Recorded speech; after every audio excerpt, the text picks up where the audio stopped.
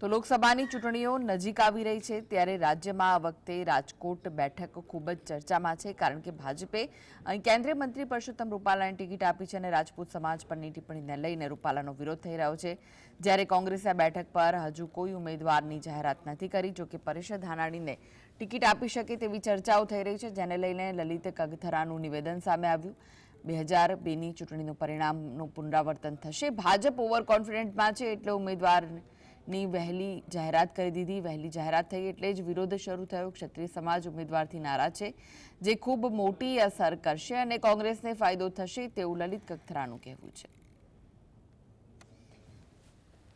કે જે રીતે ક્ષત્રિય સમાજનો વિરોધ છે જે રીતે પરસોત્તમભાઈ રૂપાલાની સામે સૌરાષ્ટ્રભરમાં